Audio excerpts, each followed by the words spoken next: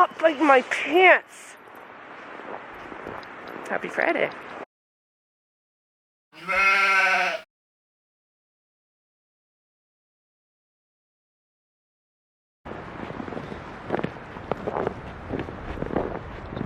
Oh, it was way too cold out there to do any chit-chatting. I have to do chores here quick, and then at 10 o'clock we have our banker coming. So accountant yesterday, banker today. And then at noon, we're meeting our neighbors. We're gonna have lunch with them today, which is really nice. We don't usually do that, but that's 2 lunches for me this week. At 1, Mark has to load corn. I'm gonna grab Jess. She should be studying for exams, but I'm gonna grab her. We're gonna vaccinate some ewe lambs. All week I keep telling you as accountability that I'm gonna do bills, and I still haven't done them. What are you gonna do?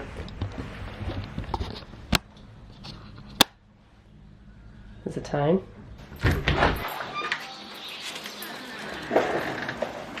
Every day. Frozen. Frozen.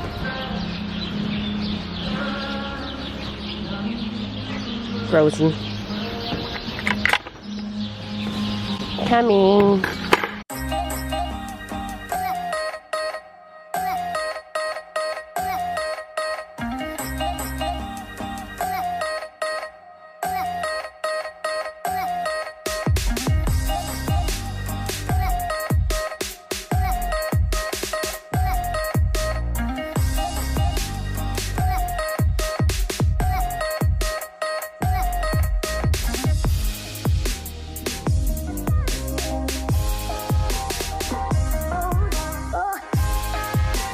Had to take a couple seconds and redo my feed sheet. We are a month to the day that my next lambing group potentially starts lambing. This is the group I bred naturally. So they're on a dry ration, or like a maintenance ration, very low energy, low protein, kind of. I have very hot hay. So I have to transition them 4 to 6 weeks before they start lambing. You should transition them to a higher energy late gestation ration.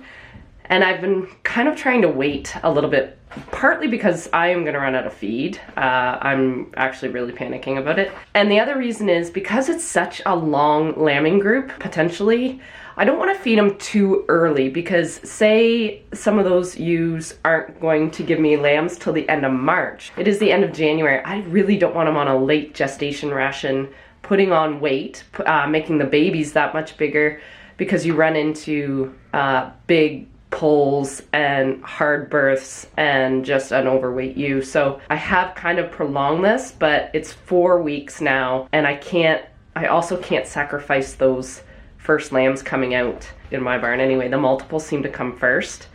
So if they are underweight and if it's cold, say, I'm gonna have my work cut out for me. And partly too, some of these ewes are shorn. The other part of that group is gonna be shorn the next couple weeks.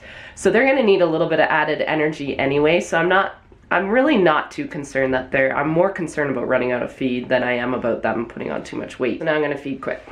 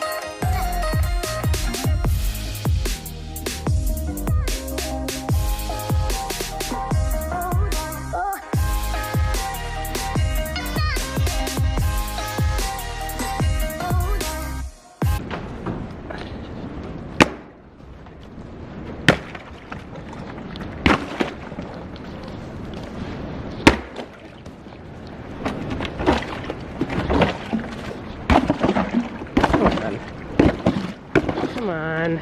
I don't want to put my hand in there. Come on, come on up. I might dump some hot water in there.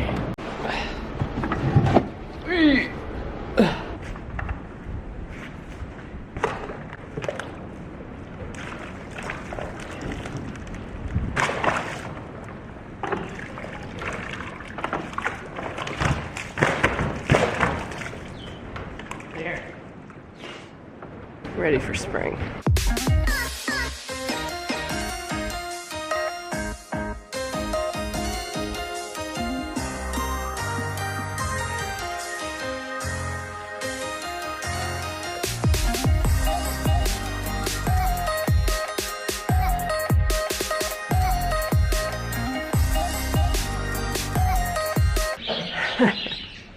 Well, it's 3 o'clock Friday afternoon, and I am just gonna start vaccinating now. We did go out for lunch today, and I ordered a glass of wine, thinking I was just gonna get a small glass of wine. It was a big glass of wine, not a small glass of wine. So here we are, 2 hours later, and I'm finally gonna vaccinate some ewe lambs. We're half done.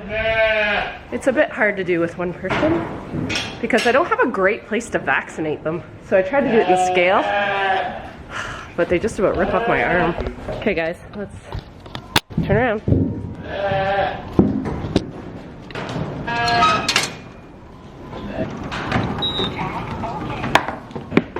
So I am giving them a booster. 4 weeks ago I did their Tasvax they were 12 weeks old, and now they're 16 weeks old. At 12 weeks, I gave them a 4 mil booster, or a 4 mil injection of Tasvax, and today I'm doing the booster, which is 2 mil. So you do them 4 weeks apart. Which way are you gonna go?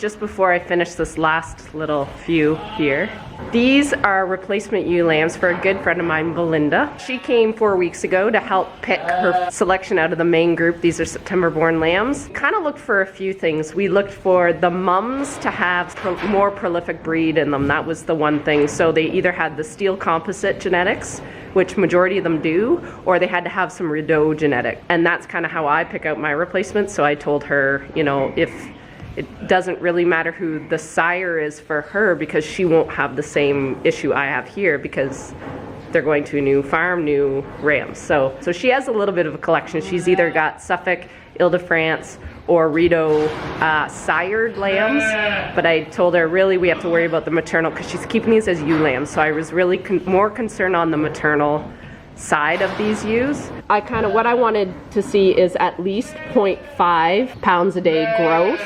I don't want them real heavy, and actually they were on full feed until 12 weeks, and then I've notched them back. They're at about 1 pound a day of grain right now, which actually is too much for ewe lambs, but they aren't gaining a whole, this one is exceptional. It's actually gaining a little bit more. Most of them have either been at 0 for the last 4 weeks. See, I still like them going up, even if it's just very minuscule. So I am probably gonna up their grain, and likely it's because of the cold. Other than that, they look good. I am recording that I'm Tasvacing them. So yeah, that's kind of the goal, I guess, of what we're both looking for replacement ewes. Is this 5 o'clock somewhere?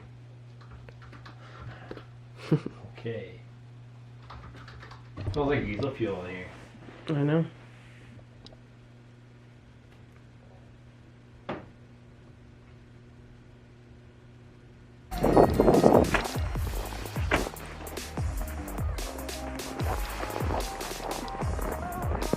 It's Friday. What are we doing tonight?